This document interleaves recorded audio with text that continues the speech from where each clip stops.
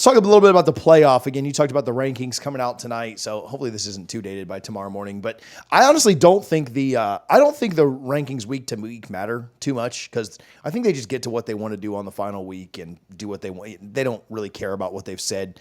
The last several weeks, I put together clips of them saying very, definitively, if this happens, Florida State will be in, and then obviously they didn't do that. So I don't think the week-to-week stuff matters. So maybe this doesn't matter for what the rankings are tonight. But Tennessee, Ole Miss, Indiana. If there are 2 spots left, let's assume Indiana loses to Ohio State, keeps it relatively close, loses by 10-ish, and Tennessee and Ole Miss win out. Who are the 2 teams getting in, and who's the one getting left out?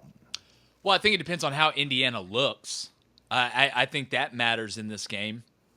If it's a close game or a relatively close game and Indiana looks like they belong, I think there's a really good chance that 11-1 Indiana is going to be in. But if they get blown out, I think there's a decent chance that if Tennessee and Ole Miss went out, they could really all 3 be in. Depends on what Notre Dame does against Army this weekend and then against USC. But I think any hope for those teams or one of those teams to get over Indiana needs to be a blowout win for Ohio State. That's the best case scenario.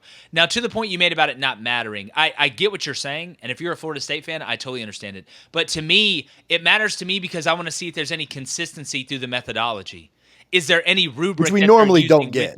Which we don't get, and right. I was naive to think we may get it this year. So in reality, I guess it really doesn't matter when there is no grading system, when there is no methodology. But, I'm an eternal optimist, even, as an Auburn fan, which those 2 things typically don't happen together.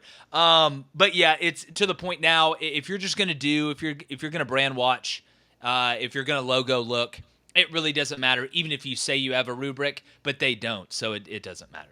Yeah, it's so hard too because, and I don't think you'll ever change this unless the SEC and Big Ten make them by saying like, hey, here's the things you're going to do. But I don't even know if the SEC and Big Ten really want this. But it's so hard because there is no, and I know it's a word that gets thrown out all the time, transparency in it. But it is hard because, yeah, like they'll just do random things. And when there's 14 different criteria that you can judge these teams on, you can legitimately pick whichever one you want for any matchup, right? Like, 3 versus 4, we thought about this. And then 6 versus 7, we thought about this. And then 12 versus 13, we thought about this. And so I think it is tough because there is like that consistency is just lacking. And so we don't know how they're grading, what they're grading on, what those conversations really are. And I think that's where it becomes tough as a fan to know like, or even as a team, okay, what do we really need to do to get there, right? Obviously, you win all your games. Yeah. Well, it's like getting a test back that you failed, but they didn't tell you what answers you got wrong. Yeah.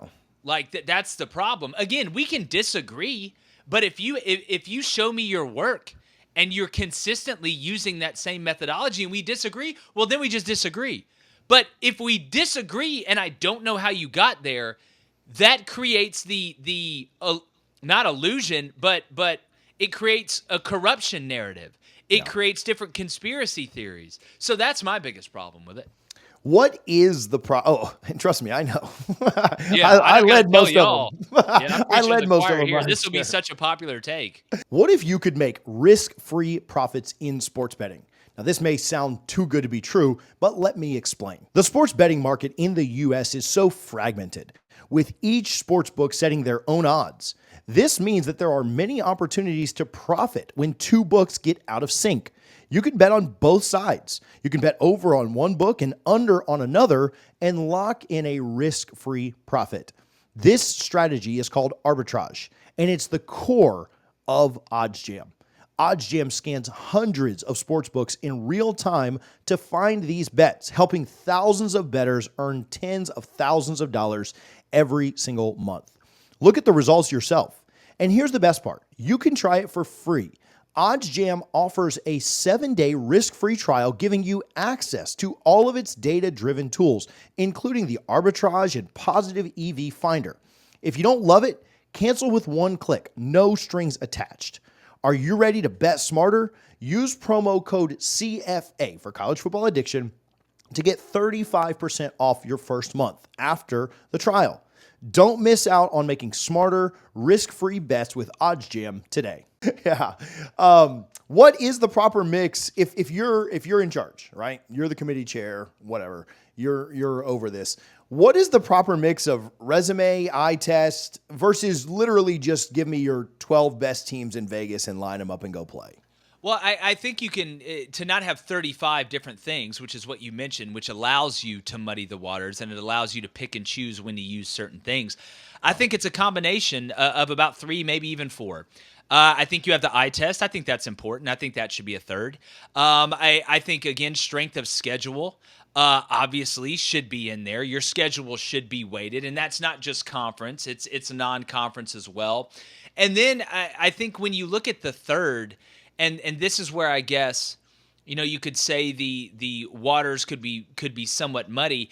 It's how is the team playing at the end of the year, right? Who's playing the best at the end of the season? I don't think it needs to be just one of those three things, or in that case, South Carolina should be in with the way they're playing. But I think it should be all three of those things that get together. What I would love is if you had 2 rounds of voting. The first round was a blind resume test. You rank the teams blindly. You don't know who they are based on their resume. And then the second one is you find out you look at the eye test and rank the teams according to that, and then you average the two together and find a ranking that way. I think that's one way to be able to do it. You mentioned who's playing better at the end of the year, and I almost wonder if, obviously the way that schedules are constructed, like the Big 12 plays all they don't play anything out of conference late in the year. The SEC, ACC do in some rivalries, but then otherwise it is in conference at the end of the year. And then the Big 10 is all conference games at the end of the year. And obviously you're going to want to protect some rivalries, but I almost wonder if scheduling doesn't change to do exactly what you just talked about, where you kind of maybe, the big thing was always winning your conference. Well, even Lane's admitting that winning your conference at this point it matters, but it doesn't matter as much. Teams don't want to go risk it. And so do you maybe move conference scheduling up? And, if Georgia, which I don't think Georgia's really worried about their argument or their place in all this. But if Georgia went out and beat Clemson, even an okay Clemson team out of conference 31-3 now, which maybe they would, maybe they wouldn't, it just looks better than happening at the beginning of the year. So do you think scheduling could change because of that?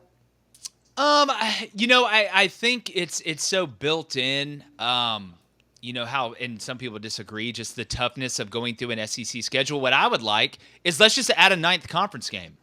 Let's just do that. Just add the 9th conference game. You already got rid of divisions. So you don't, and that doesn't mean that you don't play Clemson early in the year and play like the Chick-fil-A kickoff and LSU play USC and all this stuff. But why don't you just add a 9th conference game? So that eliminates that cupcake week that everybody cries and complains about, and you add another SEC team there, and you never truly know which team is going to be up or down in the league, right? We didn't think Vanderbilt would do this. We didn't think Vandy would be a more quality win right now than Oklahoma, if you look at it. So to me, just add the 9th conference game, and then it just takes care of itself. Do you have a prediction for how close Indiana keeps it and whether or not they end up getting in? I think Indiana ends up losing by 14 to 17 points, and I think that's right on the fringe of getting them in and being good enough to say, because I think Ohio State will be up 10 late, maybe even 13 late, and kick a field goal or score a touchdown to push it to 17. But TJ, I think a lot of it too is like how they look. This is why the eye test matters. Like, if Indiana's in there hanging around and Ohio State has to make a couple incredible plays or something fluky happens or something crazy happens and it gives Ohio State a 2-score lead, that's important. But if Ohio State's just lining up and running it down their throat and milking the clock and Indiana can't stop it and Indiana can't move the ball and the time of possession's incredibly lopsided, I think that depends when you lose by 17 points as well. So that's why the eye test is important. Jake, where can people follow you? Where can they find your show and your work? Easy, man. Just go to that Google machine and hit Crain and Company, Crain and Company. We're everywhere: YouTube, Roku, Apple Podcasts, Spotify. Talk a ton of college football, and just come hang out with us, man. Live 2 to 3:30 p.m. Central. Take live calls. We may not always agree, but it's always a good time. I appreciate you, buddy. TJ, you're the best, buddy. See ya. Thanks, man.